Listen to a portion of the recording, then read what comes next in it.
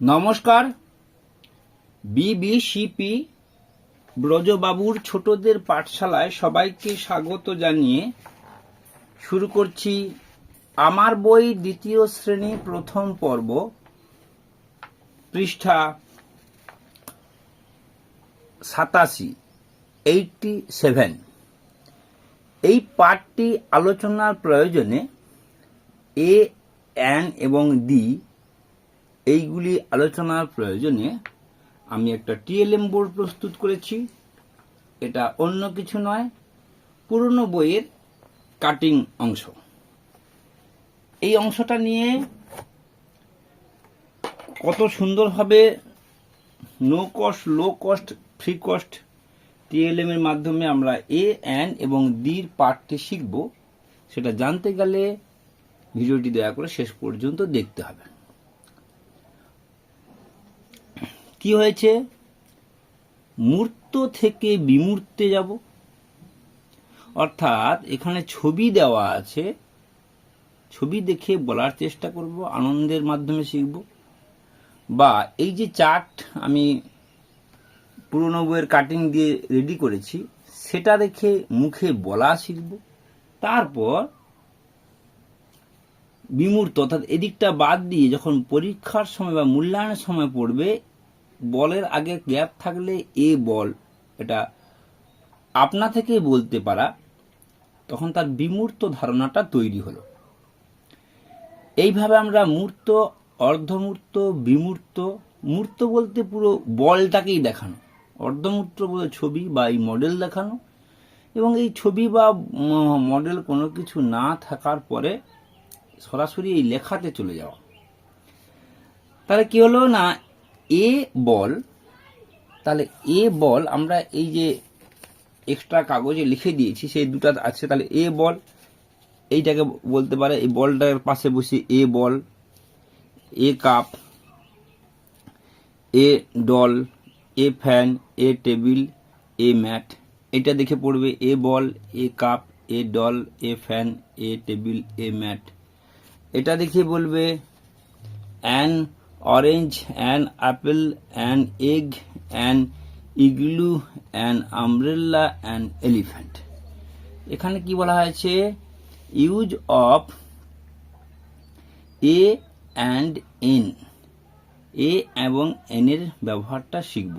We use say and write, মানে বলার সময় ব্যবহার করব এবং লেখার সময় ব্যবহার করব।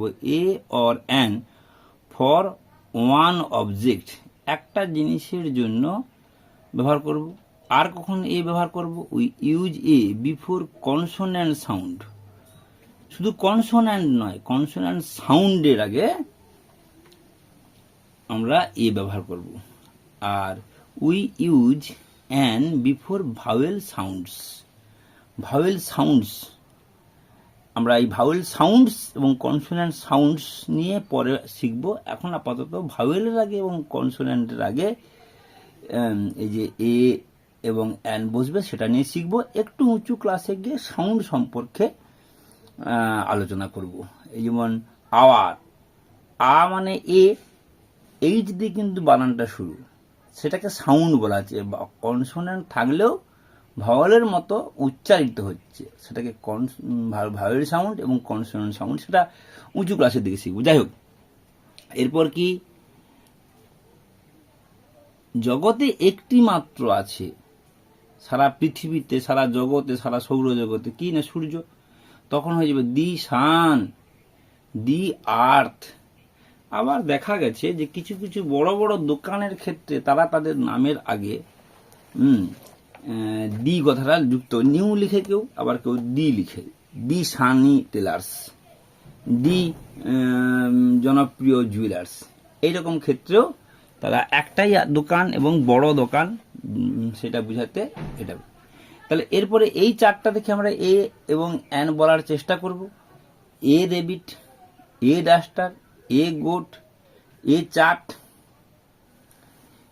এ fish, a banana, a monkey, a peacock, a star, a crow বলতে পারি বা বার্ড বলতে পারি, এ ক্যাট, এ ট্রি, এ বুক, এ বল, এ বল, দুটো বল দিয়েছি কেন?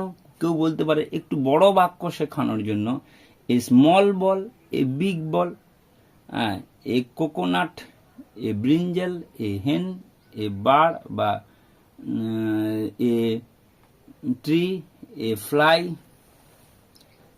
এ ফ্লাওয়ার বলতে পারি, অথবা এ মেরিগোল্ড বলতে পারি, এ টেবিল। এইভাবে আমরা নতুন নতুন শব্দের ব্যবহার শিখব। এখানে অ্যান আপেল, অ্যান আপেল, দুটো আপেল কেন দিয়েছি?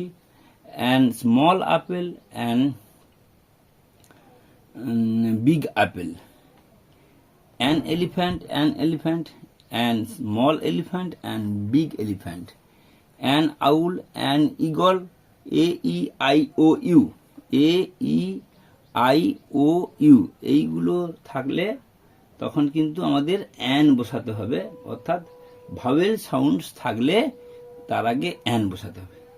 আমরা এগুলোকে আবার ঘেঁটে দিয়ে এর একটা টেবিল, এর একটা লাইন এবং অ্যানের একটা লাইন করে দিয়ে ছাত্রছাত্রীরা সাজাতে পারে।